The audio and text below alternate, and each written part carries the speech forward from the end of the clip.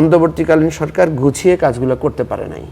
এটা তাদের দক্ষতার যথেষ্ট অভাব ছিল, রাজনৈতিক পরিপক্কতার যথেষ্ট ঘাটতি ছিল। 10-এর মধ্যে আমি তো বলবো যে 100-তে 45-50 এরকম।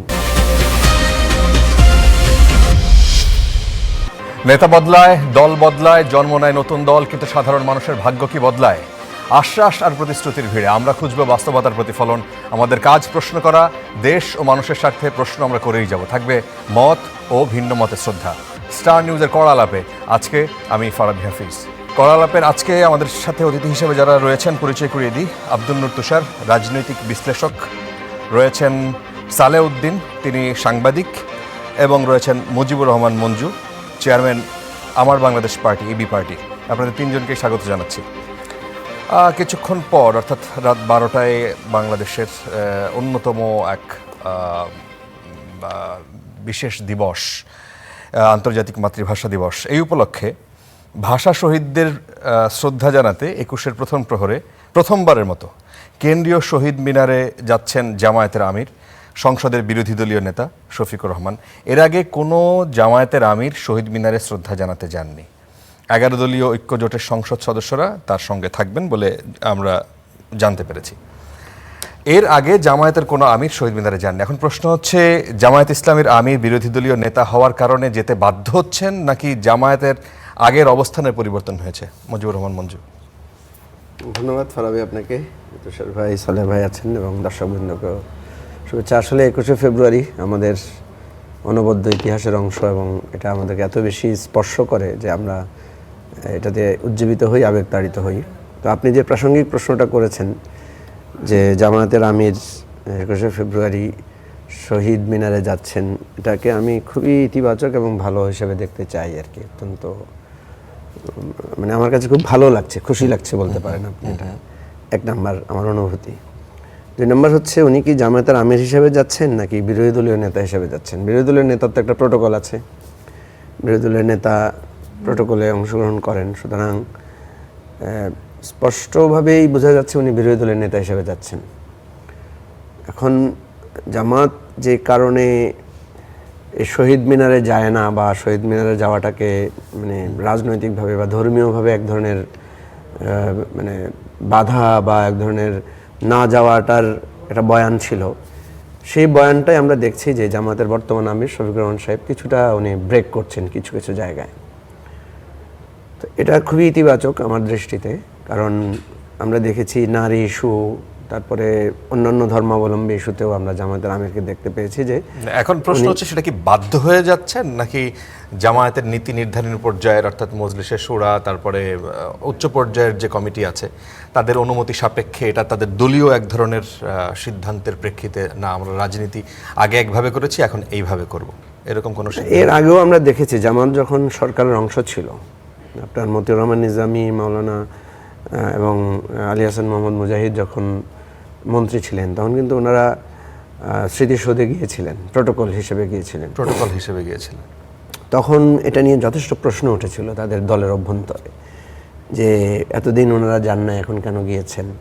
তখন ওনারা বলেছিলেন যে আমরা তো এটা রাষ্ট্রীয় প্রোটোকল, আমরা যেতে মানে আমাদের যাওয়ার বাধ্যবাধকতা আছে।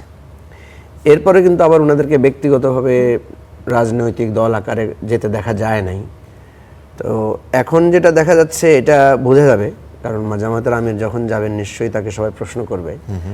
আমি এমনি যেই ইঙ্গিতটা দেখতে পাচ্ছি, জামাতের মধ্যে যথেষ্ট প্রোগ্রেসিভ চিন্তা আমি দেখতে পাচ্ছি। আপনি হয়তো দেখেছেন যে জামাতের যেই সামিটটা হয়েছিল ইলেকশনের আগে, সেখানে কিন্তু ফিমেল প্রেজেন্টার ছিল, আচ্ছা, এবং মেল ফিমেল বোথ পার্টিসিপেশন ছিল। এবার আমরা দেখেছি বহু জায়গায় নারীরা। সামিট ছিল এটা সম্ভবত তাদের ইশতেহার ঘোষণার যে সামিটটা ছিল সেখানে।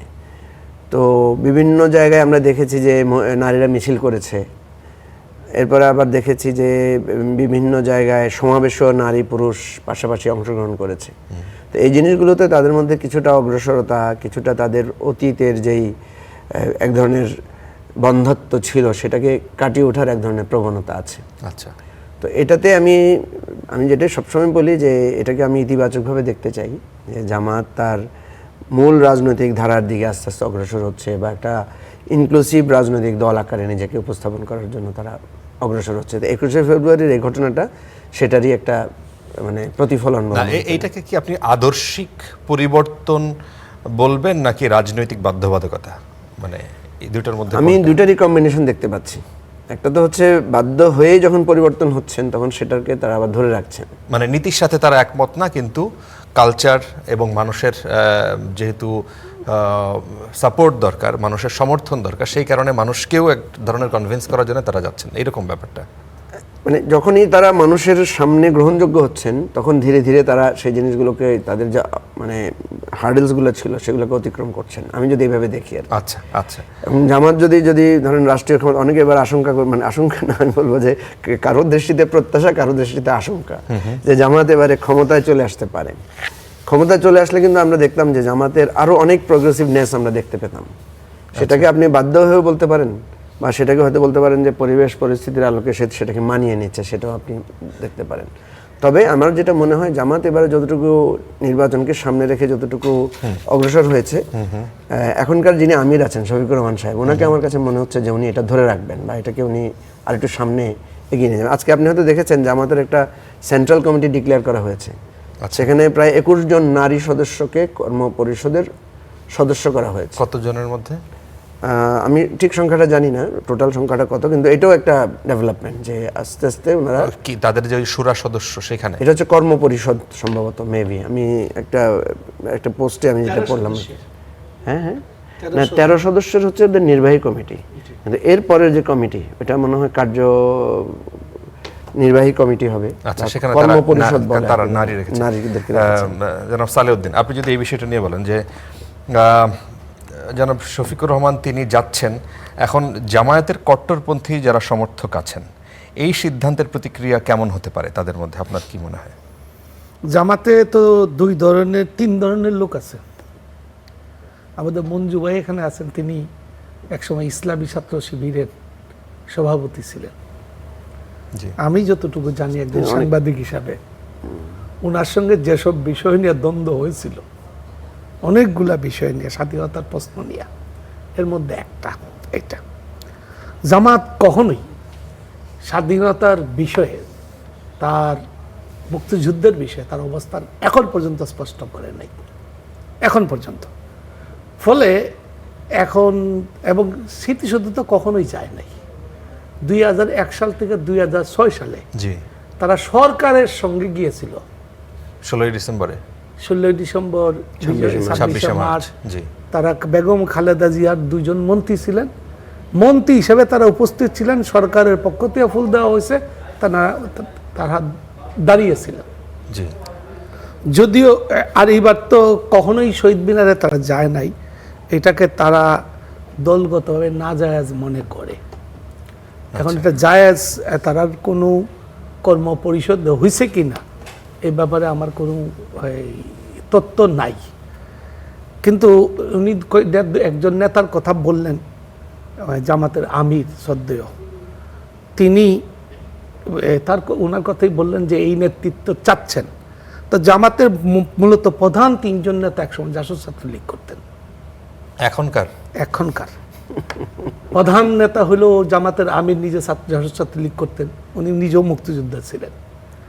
জামাতের দ্বিতীয় ব্যক্তি ছিলেন না মনে হয়, উনি ওনার পরিবারের কেউ ছিলেন, উনি বারবার মুক্তিযোদ্ধা। যাই হোক, এটা বিস্তারিত উনি নিজে দাবি করেছেন, ওনার পরিবার মুক্তিযুদ্ধে অংশ নিয়েছে, এবং উনিও আমাদের নানান মুক্তিযুদ্ধে অংশ নেওয়ার নানান ধরনের ভূমিকা আছে, তো উনিও এরকম ভূমিকার মধ্যে ছিলেন। জামাতের দ্বিতীয় ব্যক্তি, জামাতের মহাসচিব না সাধারণ সম্পাদক বলেন, তিনি জাসদ করতেন, গোলাম পরোয়ার সাহেব দীর্ঘকাল করেছেন। আচ্ছা, দীর্ঘকাল করেছেন। জামাতের নায়েবে আমির ডাক্তার মোহাম্মদ আবদুল্লাহ আবু তাহের, তিনিও জাসদ ছাত্রলীগ করতেন, আবদুল্লাহ মোহাম্মদ তাহের। ফলে এই নেতৃত্ব যেহেতু মুক্তিযুদ্ধের পক্ষের একটা রাজনীতি এবং স্বাধীনতা সার্বভৌমত্ব রক্ষা, মুক্তিযুদ্ধের পক্ষের যে দল, সেই দল তখন তো তারা মুক্তিযুদ্ধের তারা পক্ষের দল, স্মৃতিসৌধে যাইতো, আচ্ছা, তারা প্রভাত ফেরি করত, এই সবের মধ্যেও তারা হয়তো থাকতে মানে জাসদ ছাত্রলীগের কথা বলছেন। হ্যাঁ, আচ্ছা, জাসদ ছাত্রলীগ তো মুক্তিযুদ্ধকে ধারণ করে, মুক্তিযুদ্ধে তাদের বিরাট কর্মী বাহিনী ছিল, যেটা পরে পরবর্তীতে গেরিলা বাহিনী হইল। এখন তাদের মধ্যে দুই একটা কথা আছে, যেমন তারা যে শহীদ স্মৃতিসৌধে গেছিল তারা ফুল দেয় নাই। এইবার যে তারা যাচ্ছেন ফুল দিবেন কিনা সন্দেহ আছে, কারণ ফুল দেওয়াটা তারা পূজা মনে করে, কিন্তু অনেক নেতা আবার গলায় ফুল নিতে আমরা দেখি। তো জামাতের মধ্যে এইসব বিভ্রান্তি আছে, এগুলো তাদেরকে একদম পরিষ্কার করতে হবে। এক এক নেতার এক একটা বলে, দলের একটা সিদ্ধান্ত থাকবে, এই সিদ্ধান্ততেই সবাই আস্থা এবং বিশ্বাস রেখে এই দলটা করে। জি। ফলে ধরেন মুক্তিযুদ্ধের প্রশ্নে যখন আসে, এই বক্তব্য আসে, জামাতই বলে যে আওয়ামী লীগ এখনো এই 71 এই 24-এর গণহত্যার ব্যাপারে তারা এখনো তারা এখনো ভুল স্বীকার করে নাই, ক্ষমা প্রার্থনা করে নাই, তাদের মধ্যে আত্ম উপলব্ধি হয় নাই। আচ্ছা। কিন্তু যখনই আমাদের মুক্তিযুদ্ধের প্রশ্ন আসে তখন তারা 47 সাল থেকে শুরু করে দেয়।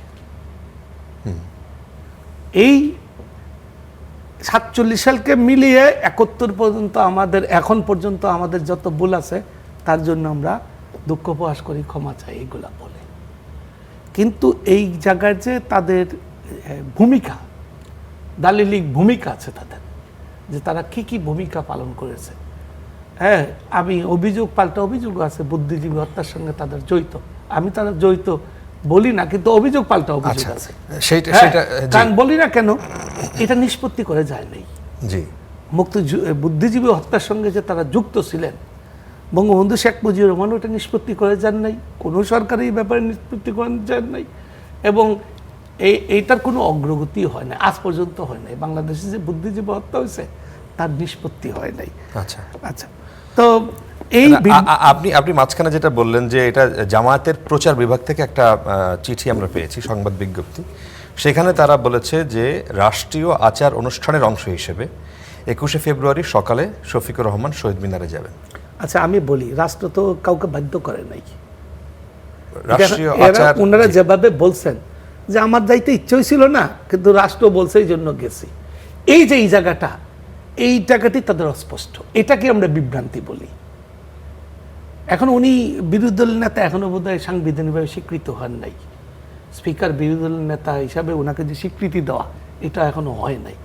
ওনার দল ওনাকে বিরোধী দলের নেতা এবং একজন বিরোধী দলীয় উপনেতা এবং একজন বিরোধী দলীয় চিফ হুইপ নির্বাচিত করেছে।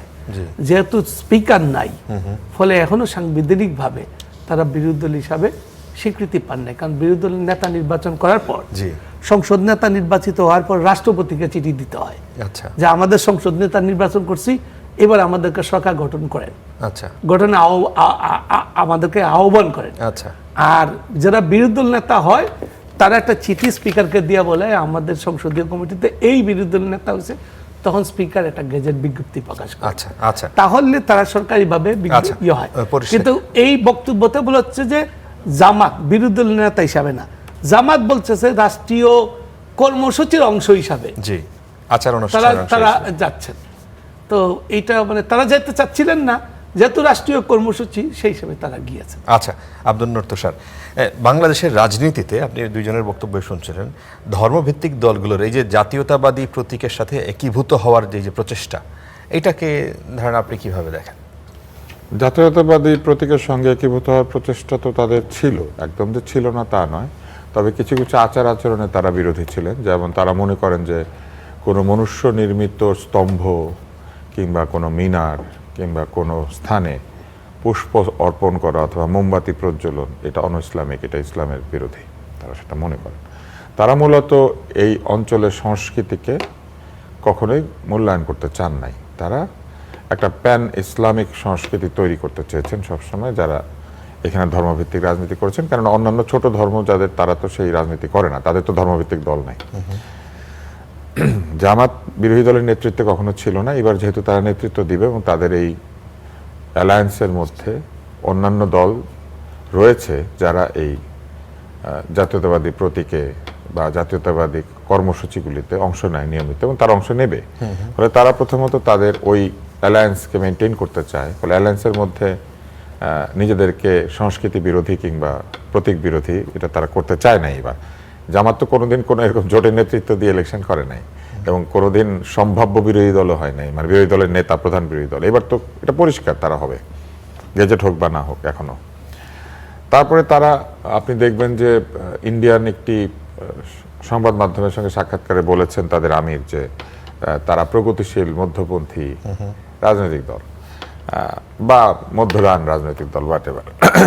তিনি কিন্তু বলেছেন তারা একটি প্রগতিশীল দল, ফলে প্রগতিশীলতা প্রমাণ করার জন্য তাদের এখন এই ধরনের কিছু কাজকর্ম করতে হবে।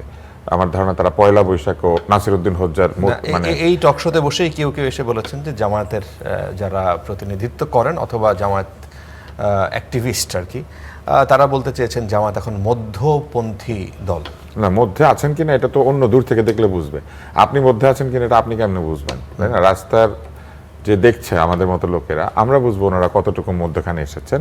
কিন্তু গত পয়লা বৈশাখের যে ওই যে শোভাযাত্রা, সেই শোভাযাত্রা আপনি নিশ্চয়ই লক্ষ্য করেছেন নাসিরউদ্দিন হোজ্জা গাধার পিঠে চড়েছে, জামাত এটা কোনো প্রতিবাদ করে নাই। মানে হোজ্জার মূর্তি হইলে ঠিক আছে, কিন্তু এখানে যদি একটা ব্যাঙের মূর্তি থাকে তাহলে ঠিক নাই। ব্যাঙ হইলে খারাপ, হোজ্জা হইলে ভালো, কিন্তু দুইটাই মূর্তি। কিন্তু আসলে প্রবলেমটা ওইখানে। মনে করেন সাপের মূর্তি খারাপ, গাধার মূর্তি ভালো। হোজ্জা কিন্তু গাধায় চড়েছে। বাংলাদেশে কিন্তু কোনো গাধা নাই, এটা জানেন তো? চিড়িয়াখানা ছাড়া বাংলাদেশে গাধা নাই। বাংলাদেশে গাধা জন্মায় না, গাধার কোনো, বাংলাদেশে তো ঘরে ঘরে গাধা আছে।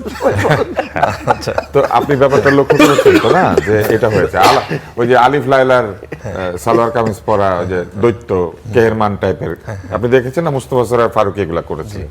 হ্যাঁ, তো ওনার সংস্কৃতি মন্ত্রণালয় যখন এগুলো বানিয়ে দিয়েছেন, আর্ট কলেজে যখন এগুলো হয়েছে, জামাত কিন্তু এটা বিরোধিতা করে নাই।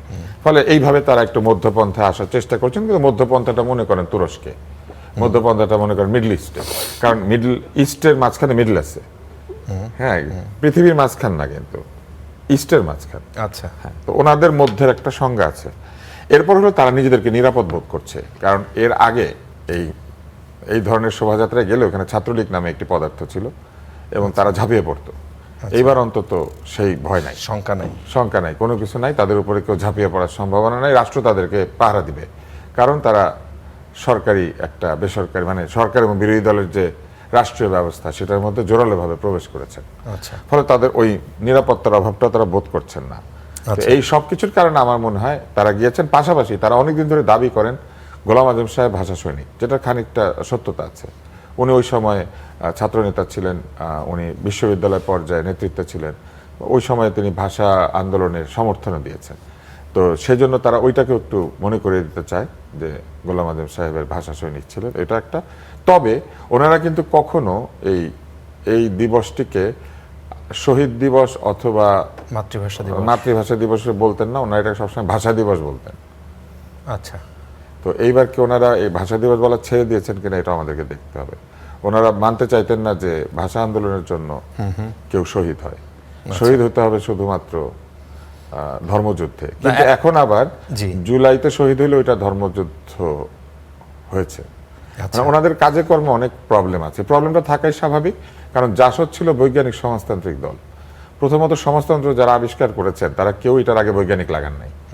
জাসদ এটার আগে বৈজ্ঞানিক লাগিয়েছিল, নিজেদেরকে তারা বিজ্ঞানী ভেবেছিল। তারা ভেবেছিল যে চীন, রাশিয়া, এর বাইরেও অন্যান্য সমাজতান্ত্রিক যে দেশগুলি তখন ছিল, তখন কিন্তু পৃথিবীতে অনেকগুলি সমাজতান্ত্রিক দেশ ছিল। তারা ভেবেছিল এর বাইরেও একটা সমাজতন্ত্র তারা উদ্ভাবন করেছেন, যেটা বৈজ্ঞানিক সমাজতন্ত্র। এটার মধ্যে সায়েন্টিফিক একটা ব্যাপার আছে, অন্যগুলো অবৈজ্ঞানিক। এখন ওই বৈজ্ঞানিক সমাজতন্ত্র এগুলো হয় ভাই, কারণ তারা গবেষণার মধ্যেই তো আছেন এখনো। এবং এই বৈজ্ঞানিক সমাজতান্ত্রিকদের মধ্যে আরো একজন হচ্ছেন আমাদের এই যে সদ্য প্রয়াত যে সংবিধান সংস্কার কমিশন না কি জানি ছিল, ঐকমত্য কমিশনটা ছিল, ওখানে আলী রিয়াজ সাহেব, উনিও জাসদ ছিলেন। তারপরে আমাদের স্বাস্থ্য বিভাগে একজন প্রতিমন্ত্রী ছিলেন সাইদুর ভাই, উনিও জাসদ ছিলেন। আপনি যদি গত সরকারে দেখেন প্রায় একটা বিরাট অংশ উপদেষ্টাদের মধ্যে একাধিক জাসদ ছিল। তো এই জাসদীয় বৈজ্ঞানিকতার ফলাফল যে আমাদের রাষ্ট্রের উপরে কতভাবে খারাপ মানে প্রভাব বিস্তার করেছে তার আরেকটি জ্বলজ্যান্ত প্রমাণ হচ্ছে একবার তারা একটা বৈজ্ঞানিক গণবাহিনী বানিয়ে আমাদের সেনাবাহিনী নিধন করতে শুরু করেছিল। এইগুলো আমরা ছোটবেলায় ছিলাম বলে ভুলে গেছি বললে তো হবে না। ফলে আমি খুবই চিন্তায় আছি যে এই ধরনের আগামী 2 বছর পরে আবার ধরেন ওনারা আরেকটা কথা বলবে, যেমন ওনারা জুলাই স্তম্ভের কোনো বিরোধিতা করে নাই জামাত। আচ্ছা, এই স্তম্ভ ঠিক আছে, কিন্তু শহীদ মিনারের স্তম্ভ খুব খারাপ ছিল। অনেক দিন পর্যন্ত ওনারা বলতেন যে এটা ঠিক না, এটা মুসলমানের জন্য ঠিক না। অনেক ঝামেলা। সেখানে কি ফুল বা জুলাই অনেক অথবা এই জিনিসটা বানানোই তারা বলতেন যে এটা বানানো ঠিক না। না, জুলাই স্তম্ভের কথা বলছি। না, জুলাই স্তম্ভে তো তারা বিরোধিতা করেন। সেখানে কি কোনো ফুল বা মোমবাতি প্রজ্বলন হয়? আমি ঠিক জানি না। ফুল তো দেওয়া হবে, এখনো তো সেটা কি জামাত দেয় আমি জানি না, কিন্তু ওনারা তো বিরোধিতা করেন না এটা বানানোর। ফলে ওনারা ক্ষেত্র বিশেষে ওনাদের প্রয়োজন অনুযায়ী বিরোধিতা করছেন আর কি। এখন যেটা আমার কাছে মনে হয় যে ধর্মীয় রাজনীতির দলের যেই জায়গাতে স্টিক থাকার কথা সেটার থেকে তারা একটু দূরে সরে গিয়েছেন। এতে কিন্তু আমাদের মতো যারা একটু আমরা মধ্যপথে থাকতে চাই আমরা খুশি, কিন্তু ওনারা যদি আরো এইভাবে সরে আসেন আমরা আরো খুশি হব। ওনারা যদি আস্তে আস্তে ওনাদের নারীদেরকে ইলেকশন করতে দেন আরো খুশি হব, নারীকে আমির হতে দিলে আরো খুশি হব। ওনারা যদি ধীরে ধীরে আসলে সত্যি সত্যি মাঝখানে চলে আসেন আমরা অনেক খুশি হব। আচ্ছা, অনেক ধন্যবাদ। আমরা একটু অন্য প্রসঙ্গে যাই। পরিবহন খাতে মালিক শ্রমিক সংগঠনের নামে তোলা চাঁদাবাজিকে অনেকটাই বৈধতা দিলেন নতুন সড়ক পরিবহন, রেল ও নৌ পরিবহন মন্ত্রী শেখ রবিউল আলম। কালকে এই নিউজটা আপনারা সবাই নিশ্চয়ই নজরে আসছে। এখন প্রশ্ন হচ্ছে যে তিনি কি মনে করেন যে এই টাকাটা সমঝোতার ভিত্তিতে তোলা হচ্ছে, জোর করে আদায় করছে না, এই জন্য চাঁদা বলা যাচ্ছে না। এখন বিষয় হলো যে আজকে অনেকে প্রশ্ন তুলেছেন যে তাহলে জোর করে তো সরকারি অফিসগুলোতে যে ঘুষ নেওয়া হয়, এখন এই যে ঘুষ নেওয়া হয় না সেটাও সমঝোতার ভিত্তিতেই হয়, তাহলে এই বিষয়গুলো কি আসলে বৈধতার পর্যায়ে পড়ে যায় কিনা? মুজিবুর রহমান মঞ্জু। এটা কালকে আমি এটা নিয়ে সরাসরি পোস্ট দিয়েছিলাম। আমি এ কথাটা বলার চেষ্টা করেছি রবিউল ভাইকে উদ্দেশ্য করে যে সম্মতিতে যেটা নেয় সেটাই তো চাঁদা। আপনাদের অ্যাসোসিয়েশন আছে না, ওই যে ব্রডকাস্টারদের, ওনাদের ওই যে ডাক্তারদের, ওনাদের সাংবাদিকদের, আমাদের অ্যালামনা ইউনিভার্সিটির, আমরা সেখানে চাঁদা দিই। তো এটা তো সম্মতির ভিত্তিতে দেই, সম্মতির ভিত্তিতে যেটা দেওয়া হয় সেটাই চাঁদা। কিন্তু যেটা রবিউল ভাই বলেছেন যে এটা চাঁদা না, এটা ভুল কথা, আমি এটা ওনার সংশোধন করে দিয়েছি। এখন সব চাঁদা বৈধ কিনা সেখানেই প্রশ্নটা এসেছে। মানে ওনার সাথে কিছুটা আপনি একমত যে চাঁদা আসলে বৈধ ইসের না না, সম্মতির ভিত্তিতে যেটা বলছে যেটা উনি বলছেন যেটা সম্মতি ছাড়া নেওয়া হয়, জোরপূর্বক নেওয়া হয় সেটা চাঁদা না। সম্মতিতে যেটা নেওয়া হয় সেটাই চাঁদা, আর অসম্মতিতে জোর করে যেটা নেওয়া হয় সেটা তো জুলুম, সেটা তো ডাকাতি, দস্যুতা, তাই না? উনি এই যে কথাটা বলতে চেয়েছেন ওনার কথাটা ভুল। সম্মতিতে যেটা দেয়া হয় সেটাই চাঁদা, তবে এই চাঁদা দুই ধরনের আছে। একটা হচ্ছে যে আমরা খুশি হয়ে যেটা দেই, সে ফর এক্সাম্পল আমি একটা মেম্বারশিপ নেই, আমি সেটা রেগুলার চাঁদা দেই, আমার একটা পলিটিক্যাল পার্টি আছে আমি চাঁদা দেই, বিভিন্ন দলের এই সুবিধাটা আছে। কিন্তু সব কিছু সম্মতিতে, যেটা আপনি বললেন যে ঘুষও তো আমার সম্মতির মধ্যে দিয়ে দেই, যে ভাই আপনাকে আমি 2 লাখ টাকা দিব, আমার একটা চাকরির ব্যবস্থা করে দেন, ভাই এটা তো সম্মতির ভিত্তিতে হয়। তো সম্মতির ভিত্তিতে এটা কি বৈধ হবে? এটা তো হবে না। সেজন্য এই কথাটা উনি যেটা বলেছেন, যদিও উনি পরে অনেকগুলো কথা বলেছেন যেগুলোতে হয়তো বোঝা যাচ্ছে যে ওনার কথার মধ্যে কোনো ব্যাড ইন্টেনশন ছিল না, বাট উনি যে কথাটা বলেছেন এটা আমাদের বর্তমান প্রচলিত যে চাঁদাবাজি এটাকে উৎসাহিত করবে, এতে কোনো সন্দেহ নাই। কারণ পরিবহন খাতে এই যে মালিক শ্রমিক ইউনিয়নের নামে যে চাঁদাটা নেওয়া হয়, আমাদের প্রস্তাব হচ্ছে এটার সরকারি রাষ্ট্রীয় একটা স্বীকৃতি লাগবে, রাষ্ট্রের একটা পদ্ধতিতে এটাতে ইনক্লুড করাতে হবে আপনাকে। আদার দেন সবাই ঘাটে ঘাটে যদি বিভিন্ন রকমের অ্যাসোসিয়েশন করে চাঁদা নেয় এবং এই সমস্ত চাঁদাগুলো কেউ খুশি মনে দেয় না। উনি যেটা বলছেন সম্মতিতে, কেউ সম্মতি দিয়ে দেয় কিনা আপনি যাচাই করে দেখেন। বাস মালিকদের কাছে যান, বাসওয়ালাদের কাছে যান, শ্রমিকদের কাছে যান, তাদেরকে যদি জিজ্ঞেস করেন যে আপনি যে চাঁদাটা দেন এটা কি খুব খুশি মনে দেন, সম্মতিতে দেন, সবাই বলবে যে না আমরা খুশি মনে দেই না। এবং আলটিমেটলি যেটা হচ্ছে এই চাঁদার প্রভাবটা এসে পড়তেছে কিন্তু আমরা যারা মানে সার্ভিস মানে করছি, এভেল করছি, আমরা যারা ভোক্তা তাদের উপরে গিয়ে পড়ছে। আপনি দেখবেন যে কোনো চাঁদার আসল জায়গায় কি হয়, চাঁদা যখন চাঁদার পরিমাণ বাড়ে ওটার সার্ভিসের রেট বেড়ে যায়। আপনি এই যে আমাদের আগে ডিশে আমরা একটা ফি দিতাম, এখন ডিশের ফি বেড়ে গেছে না, 200 টাকার জায়গায় 500 টাকা হয়ে গেছে, 250 টাকার জায়গায় 600 টাকা হয়ে গেছে। ওই কারণ কি, ওখানে ওদের চাঁদাবাজি বাড়ছে এটার কারণে।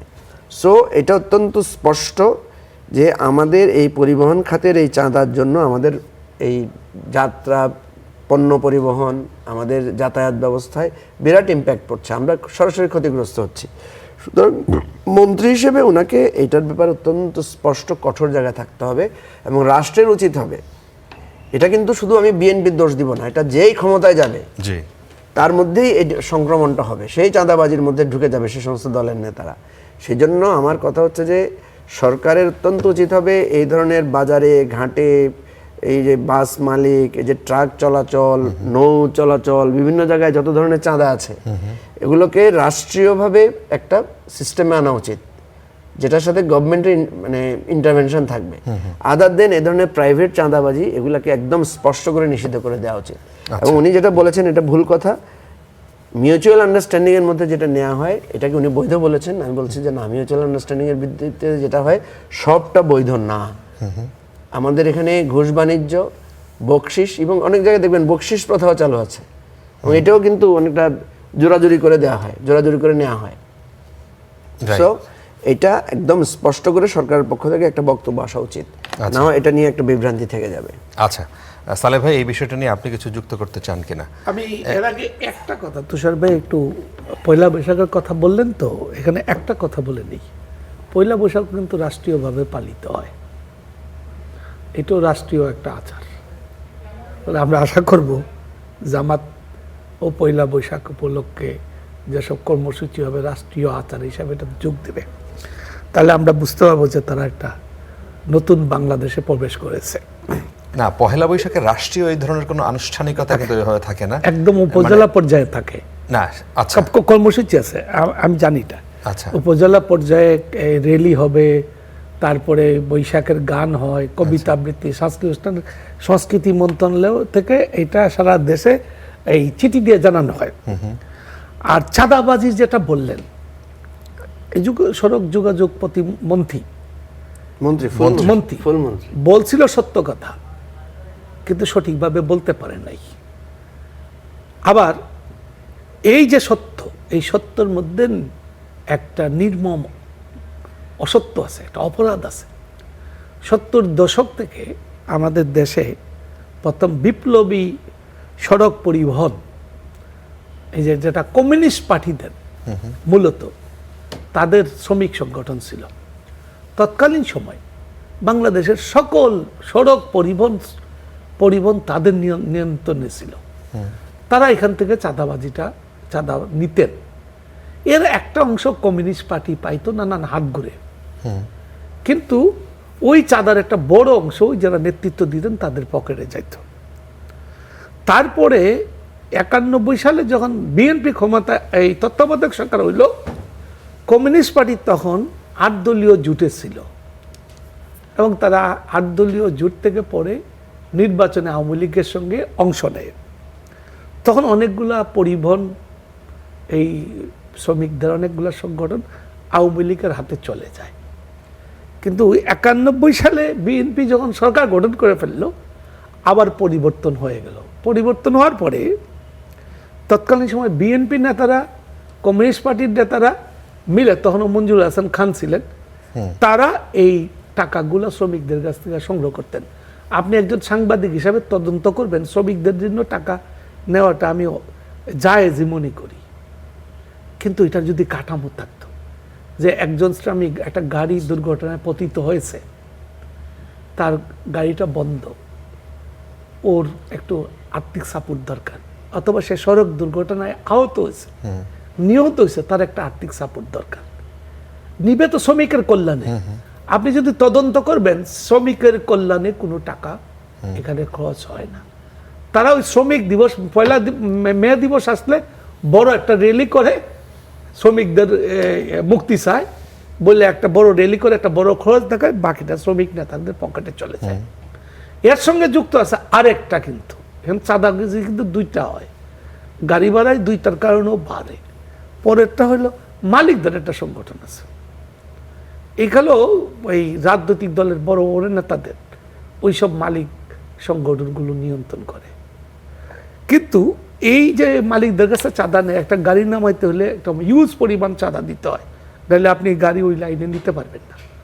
লাইন পরিবর্তন করলো, আপনি মনে করেন ঢাকা নারায়ণগঞ্জ চালাচ্ছেন, এবার ঢাকা টু মিরপুর নেবেন, ওখানেও একটা বড় চাঁদাবাজি হয়। এটা আমি এখন চাঁদাবাজি বললাম এই জন্য যে এটা শ্রমিকদের কল্যাণে বা বাস মালিকদের কাছে যেটা নেওয়া হয়, মুষ্টিমেয় কিছু মালিকদের এটা কুক্ষিগত করে। প্রশ্নটা যেটা, এটা সমঝোতার ভিত্তিতে হয় কিনা সেটা হচ্ছে কথা। সমঝোতা না, এটা আমাদের এই প্রথাগতভাবে চলে আসছে। না, সেই প্রথাগতভাবে, মানে এটাই জায়েজ হয়ে গেছে বিষয়টা, পুরো সিস্টেমটা এটা প্রথাগতভাবে চলে আসছে, কিন্তু এটা জায়েজের মতোই আছে। যেমন এই যে শ্রমিক সংগঠনের নামে হচ্ছে, কিন্তু বহু জায়গায়, ঢাকা থেকে আপনি চট্টগ্রাম যান, হাটে ঘাটে মাঠে বিভিন্ন জায়গায় আপনার গাড়ি আটকে বলবে এটা হলো ওই জেলারটা। প্রতি জেলায় জেলায় আবার আরেকটা আছে, একটা আছে কেন্দ্র, আবার জেলায় জেলায় সম্পর্ক পরিচালনা আছে। তো এইগুলা সরকারের দায়িত্ব। যোগাযোগ মন্ত্রী যদি বলতেন যে শ্রমিকদের নামে এই টাকাটা কেন নেওয়া হয়, শ্রমিকের কল্যাণের জন্য তো নাকি তারা কই মাছ খাওয়ার জন্য নিচ্ছে, তো শ্রমিকদের কল্যাণে ব্যয় হয় কিনা সরকার এটা দেখবে। এটা উনি বলছেন। সেই জন্য শ্রম কল্যাণ মন্ত্রণালয় আছে। না, এটা উনি বলছেন, কিন্তু এটা উনি বলছেন, কিন্তু এখানে মূল কথাটা যেটা ফারাবি বলল সেটা হচ্ছে সমঝোতার ভিত্তিতে নেওয়াটাকেই উনি বলছেন যে এটা চাঁদা না। ঠিক আছে, আমরা যে আর্গুমেন্টটা দিচ্ছি যে সমঝোতার ভিত্তিতে নেওয়াটা চাঁদা, আর জোরপূর্বক যেটা নেয় সেটা তো ভাই আমরা সেটা তো হচ্ছে আমার বক্তব্য হলো যে চাঁদা শ্রমিক, যে সমঝোতার ভিত্তিতে যে চাঁদা নেয় যেটা শ্রমিকরা পায় না, এটা আত্মসাৎ, লুটপাট। এবং সেটা ফলে- সেটা মানে এই যে দেখার দায়িত্ব কালচারের পার্ট হয়ে গেছে, সেটা মানে যুগ যুগ ধরে বাংলাদেশে এটা ইনহেরেন্ট একটা ব্যাপার হয়ে গেছে, মানে এটাই হবে। মানে আপনি যদি পঞ্চগড় থেকে ঢাকায় ট্রাকে করে এক ট্রাক পটল নিয়ে আসেন, সেটা আসতে সময় যে 10-12টা জায়গায় যে টাকাটা দিয়ে আসতে হলো ওই ট্রাকের, এবং সেই ট্রাকের ওই পঞ্চগড় থেকে যে আপনি 5 টাকা করে কিনে নিয়ে আসছেন, সেইটা ঢাকায় আসতে আসতে 55 টাকা হয়ে যায় 1 কেজি পটলের দাম। এবং সেটা যে চাঁদার কারণে হয়, এই আদারওয়াইজ সেটা 30 টাকাই থাকতো বা 25 টাকা থাকতো। আপনি দেখবেন ওই তাদের একটা গঠনতন্ত্র আছে। এই গঠনতন্ত্রে ওই সড়ক পরিবহন যেসব ইউনিয়ন আছে, আচ্ছা, এখন তো নানান ধরনের ইউনিয়ন আছে, এখন আর ছাত্র কমিউনিস্ট পার্টির অঙ্গ সংগঠনের মধ্যে নাই, সব দলেরই আছে, এখন সব দলেরই আছে। জি, তো ওদের আবার একটা গঠনতন্ত্র আছে। জি, তো এই গঠনতন্ত্র অনুযায়ী কিন্তু পুরো টাকাটা শ্রমিকের কল্যাণে ব্যয় হওয়ার কথা, আচ্ছা, হয় না। আচ্ছা, কোনোদিন কোনো শ্রমিক কোনো টাকা পায় না। আচ্ছা, ফলে এইটা বন্ধ হওয়া এখন দরকার। আচ্ছা। আব্দুল নূর তুষার, ট্রান্সপারেন্সি ইন্টারন্যাশনাল টিআইবির নির্বাহী পরিচালক প্রশ্ন তুলেছেন যে সড়কে চাঁদাবাজিকে সমঝোতার নামে গ্রহণযোগ্যতা দেয়া হলে বিআরটিএ স্বাস্থ্য, শিক্ষা, সামাজিক সুরক্ষা, আইন শৃঙ্খলা, বিচার, পাসপোর্ট, ভূমি প্রশাসন ইত্যাদি সেবার পাশাপাশি সরকারি ক্রয় উন্নয়ন প্রকল্প, ব্যাংক, বিদ্যুৎ সহ সব খাতে একই তত্ত্বের ধারাবাহিক প্রয়োগ এবং প্রসার কিভাবে নিয়ন্ত্রিত হবে, এই প্রশ্ন টিআইবির নির্বাহী পরিচালক ইফতেখার তুলেছেন।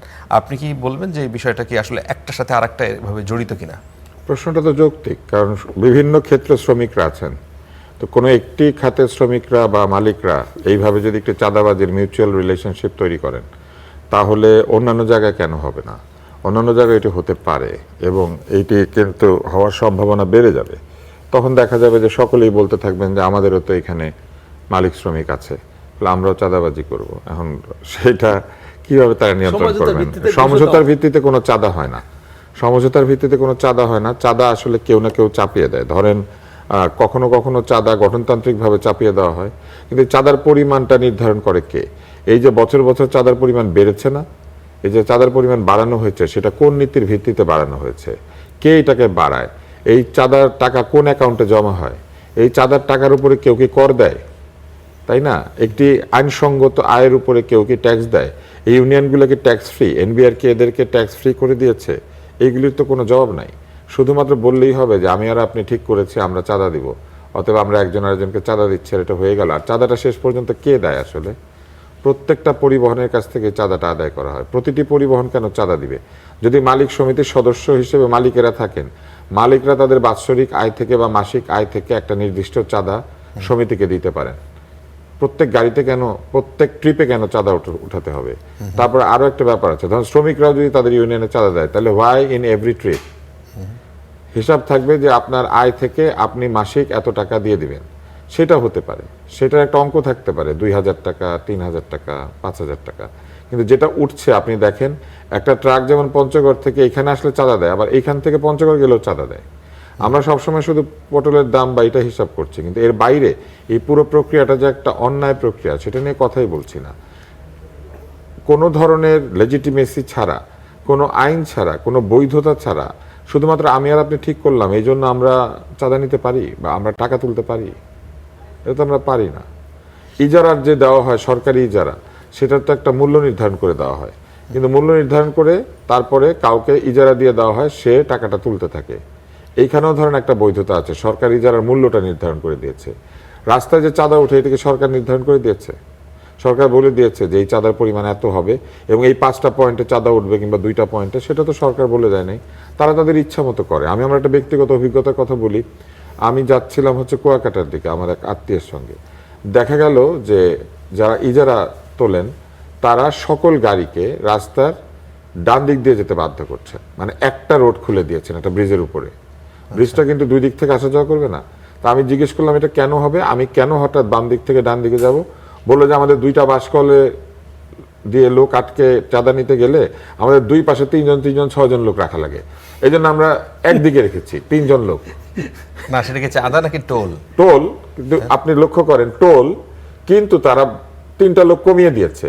সরকার কি তাদেরকে অ্যালাউ করেছিল যে রাস্তার ট্রাফিক আইন বদল করে দিয়ে সব গাড়িকে ব্রিজের একটা রাস্তা দিয়ে নিয়ে যাবে এবং নিয়ে শুধু একটা বাসকল দিয়ে চাঁদা নিবে?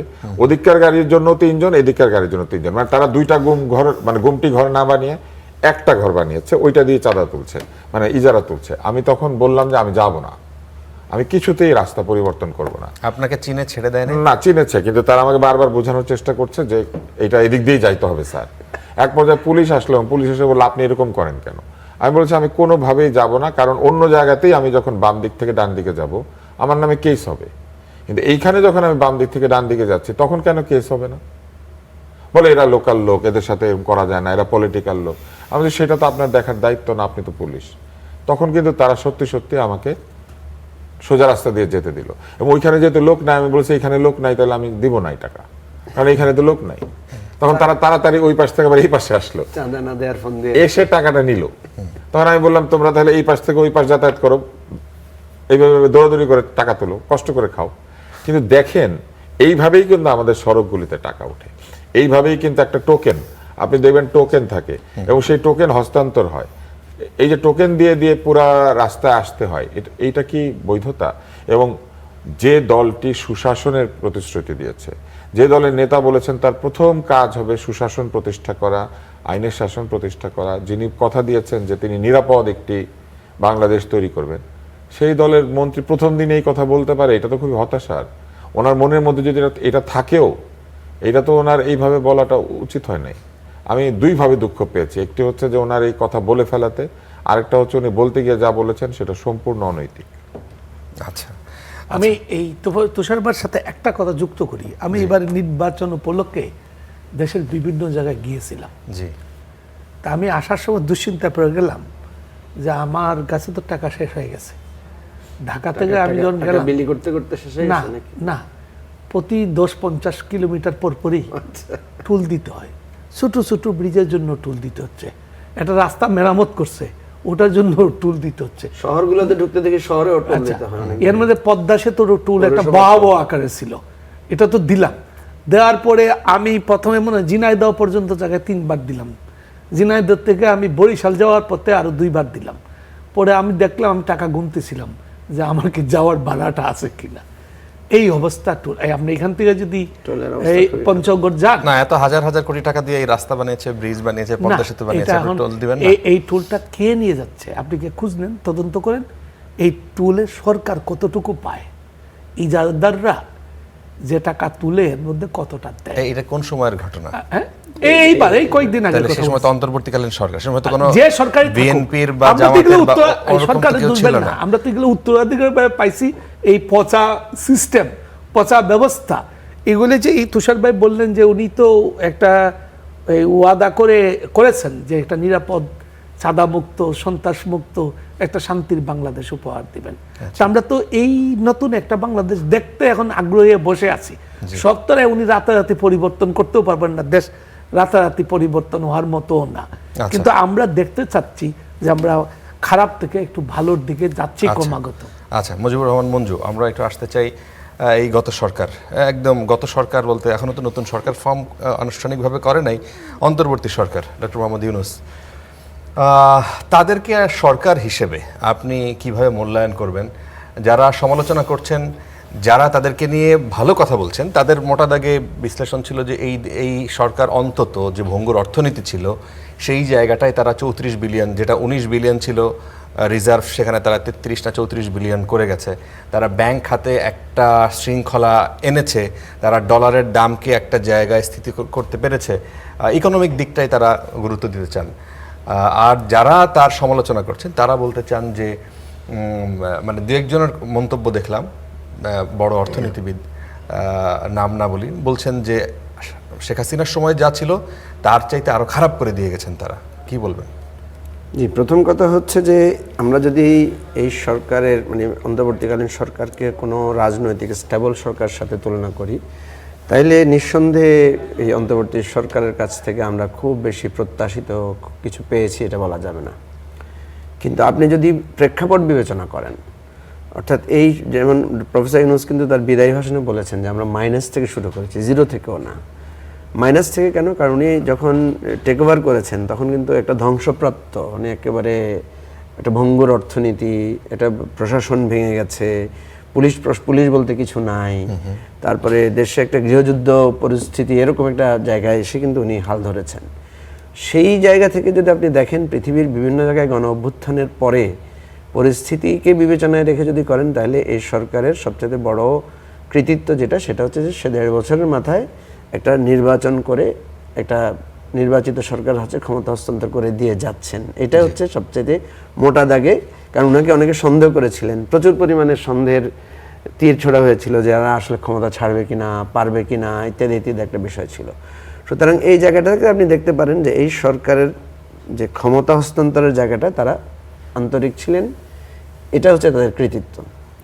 আদারওয়াইজ আপনি দেখেন সেই আন্তরিকতাটা বাধ্য হয়েছিলেন কিনা, কারণ এই সরকার যখন আপনার ওথ নেয়, যখন তারা বঙ্গভবনে উপদেষ্টা হিসেবে একজন নিয়েছিল, আমরা যখন প্রশ্ন করছিলাম যে আপনারা কত দিনের মেয়াদে, মানে এই প্রশ্নটাই ছিল আলটিমেটলি যে আচ্ছা কি পরিমাণ, আপনার 3 মাস লাগবে, 6 মাস লাগবে, যেহেতু এটা তত্ত্বাবধায়ক সরকার না, তারা সুনির্দিষ্ট আচ্ছা এটা সময় আসলে বোঝা যাবে, বলা যাবে।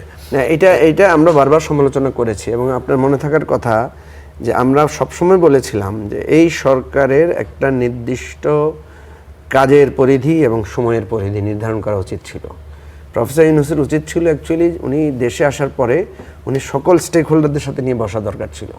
বসার পরে ওনার জিজ্ঞেস করা উচিত ছিল যে আপনার আমার কাজের পরিধি কী হবে, আমি কী কী করবো, আপনারা আমার কাছে কী কী চান। যেমন আপনি দেখেন 300টা আন্দোলন হয়েছে ওনার সময়। তো এখন এরকম একটা অন্তর্বর্তীকালীন সরকারের কাছে আমরা যে সমস্ত দাবি দাওয়া নিয়ে গিয়েছি, এটা তাদের এখতিয়ারের মধ্যে পড়ে কিনা। এর মধ্যে রোহিঙ্গা ইস্যু নিয়ে একটা মানে আপনার ওই যে করিডোরের প্রশ্ন আসলো, বন্দর ইজারা দেওয়ার প্রশ্ন আসলো, অর্থনৈতিকভাবে আমেরিকানদের সাথে একটা চুক্তির বিষয় আসলো, আমেরিকা একটা শুল্ক আরোপ করেছে, এই জিনিসগুলো আসলো, এই ধরনের অনেকগুলো ইস্যু। এরপরে ধরেন ভারতের সাথে একটা সম্পর্কে টানাপোড়েন গেল, আমাদের এখানে মানে মাইনরিটি কমিউনিটির উপরে অত্যাচার হচ্ছে, এরকম একটা প্রোপাগান্ডা শুরু হলো। এর বাইরে অনেকগুলো ইস্যু আপনি তো দেখেছেন, শুধু ঢাকা কলেজ আর সিটি কলেজেরই তো মারামারি হয়েছে। তো এই জাতীয় জিনিসগুলোতে দেখা গেছে যে সরকারকে তার এরপরে বড় বড় কিছু অ্যাসাইনমেন্ট তো আছে, যেমন ধরেন আমাদের একটা গণহত্যার বিচারের ব্যাপার আছে, আহত পঙ্গুদের চিকিৎসার একটা ব্যাপার ছিল, মাঝখানে কিন্তু একটা বন্যা পরিস্থিতি এসেছে দেশে। তো এই সব মিলিয়ে আমি যেটা বলবো যে অন্তর্বর্তীকালীন সরকার গুছিয়ে কাজগুলো করতে পারে নাই। এটা তাদের দক্ষতার যথেষ্ট অভাব ছিল, রাজনৈতিক পরিপক্কতার যথেষ্ট ঘাটতি ছিল। 10-এর মধ্যে আমি তো বলবো যে 100-তে 45-50 এরকম। 100-তে 50। আব্দুল নূর তুষার, আপনি কত দিতে চান? আর আপনার সাথে যদি আরো একটু সহজ করে দিই, 111-এর সরকারের মেয়াদও এর থেকে একটু বেশি ছিল মনে হয়, সেই সরকারের সাথে যদি এই সরকারের মিলান, আপনি যদি একটু কম্প্যারিজনে আসেন। 111-এর সরকারের সাথে আমি এই সরকারকে মেলাতে চাই না, কারণ 111-এর সরকার কোনো জুলাই আন্দোলনের মতো এরকম বড় আন্দোলনের ভেতর দিয়ে আসে নাই, এত রক্তপাতের ভেতর দিয়ে আসে নাই। এই সরকার সম্পূর্ণভাবে 111-এর সরকারের চেয়ে আলাদা। 111-এর সরকারের সামরিক বাহিনীর অনেক বিরাট প্রভাব ছিল, নানান ধরনের কর্মকাণ্ড ছিল যেগুলির মধ্যে অনেক অবৈধতা মানে ছিল। ওই সময়ে বড় দলের নেত্রীদেরকে কারারুদ্ধ করা হয়েছিল, বিভিন্ন নেতা কর্মীদের ধরে নিয়ে অত্যাচার করা হয়েছিল। ফলে ওইটার সঙ্গে এইটার সরাসরি তুলনা না করাই ভালো।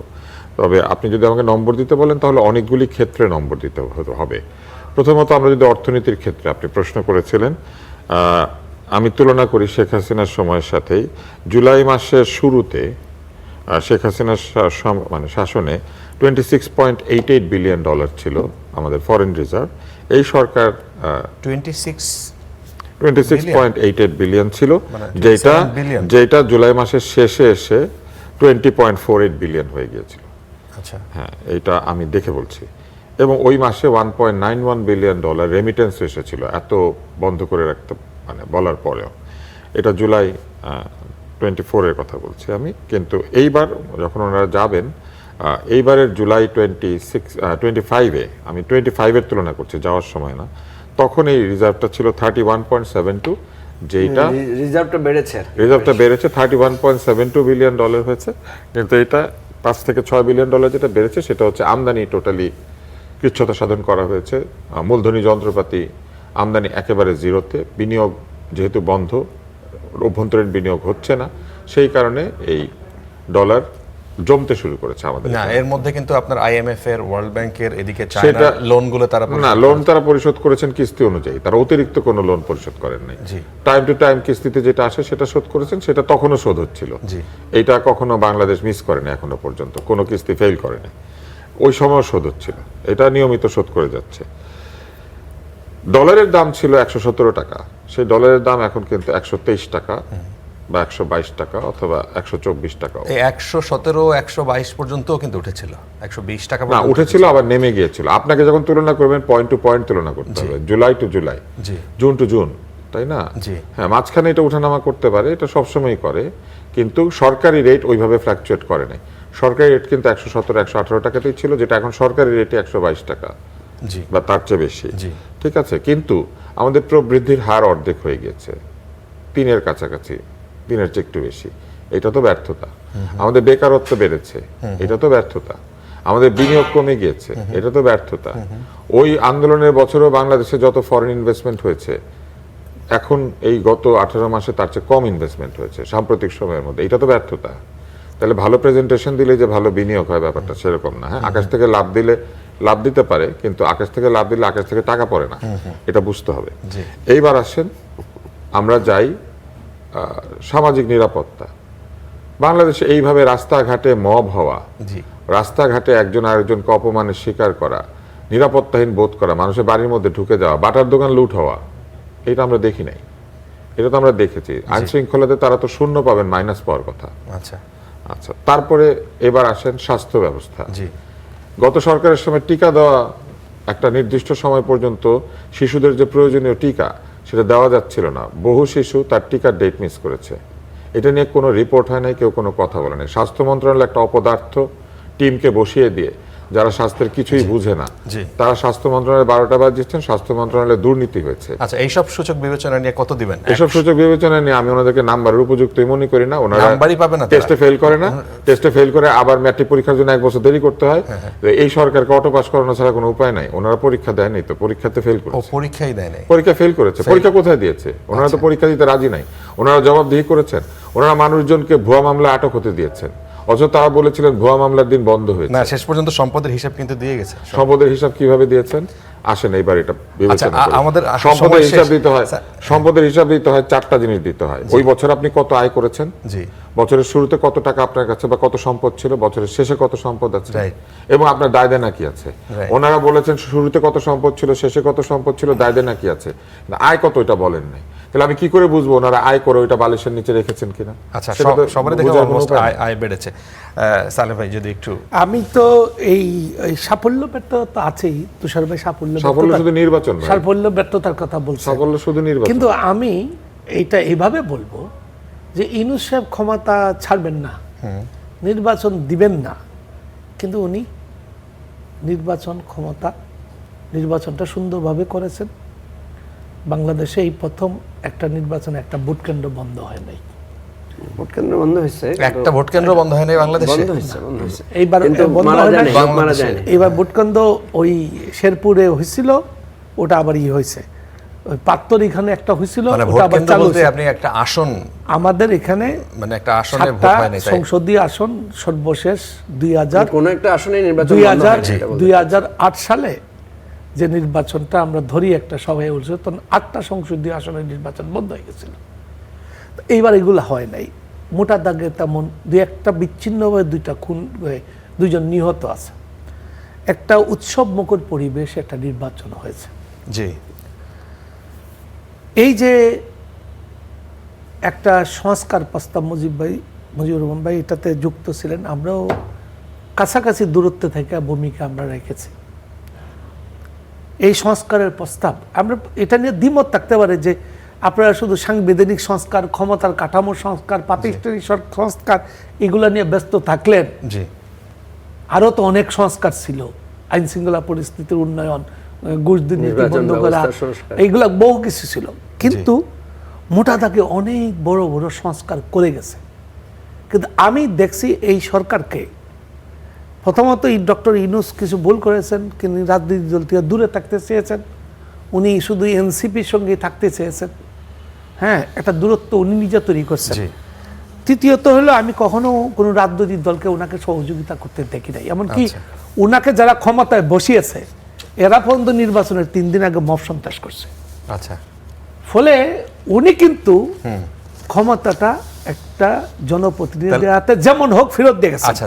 একটু শেষ করে নেই, উনি যখন শেখ হাসিনা যখন 2009-এ ক্ষমতা নেন তখন 2,76,000 কোটি টাকার ইয়ে ছিল, লোন, আমাদের ঋণ জি। নিয়েছিলেন, উনি নিয়ে ক্ষমতা পেয়েছিলেন। তারপরে উনি যখন চলে যান 18.3 লাখ কোটি ঋণ বোঝা রেখে গেছেন আচ্ছা। এই সরকারের হাতে। আচ্ছা। এই সরকার যখন ক্ষমতা যায় ওই ঋণ, তুষার ভাই যেটা বলছেন ভুল বলেন নাই, কিন্তু ঋণের বোঝাও বেশি ছিল, সুদের বোঝাও বেশি ছিল। আচ্ছা, উনি যখন ক্ষমতায় সেরে চলে যান তখন আমাদেরকে ওই নোট ছাপাইতে হয়েছে, ব্যাংকে টাকা দেওয়ার মতো অবস্থা ছিল না। জি। উনি যাওয়ার সময় 21,05,000 কোটি টাকা ঋণ রেখে গেছে। আচ্ছা, তাহলে সুতরাং কত দিলেন তাদেরকে? হ্যাঁ? এই সরকারকে কত দিলেন 100-র মধ্যে? আমি শিক্ষক না, আমি না, না, বলেন না, তারা তবু নির্বাচনের আপনি তো- দ্বারায় নাই, আমি এইটাকে বলবো না, আমি বলবো গণতন্ত্র উত্তরণের পাশ পর করেছে উনি নাকি জনগণের করেন? নির্বাচিত প্রতিনিধিদের হাতে ক্ষমতা দিয়ে গেছেন, রাজনৈতিক দলের এটাই সাফল্য। হাতে ক্ষমতা দিয়ে গেছেন, এরা এখন দেশটাকে এগিয়ে নেওয়া আচ্ছা, যাওয়া। অনেক আমি অনেক শুধু একটু যোগ অনেক করি, ধন্যবাদ। সেটা জি। হচ্ছে প্রফেসর ইউনূসকে আমরা এইভাবে ভাগ ভাগ করে বিচার করার চাইতে আপনি বিচার করতে পারবেন যখন নেক্সট রেজিমের সাথে আচ্ছা, 1 বছর। আচ্ছা, তখন অনেক ধন্যবাদ আপনি আপনাদের বিষয়- তিনজনকেই, অনেক ধন্যবাদ। দর্শক, কড়া আলাপ আজকে এখানেই শেষ করতে হচ্ছে। সবার জন্য শুভকামনা।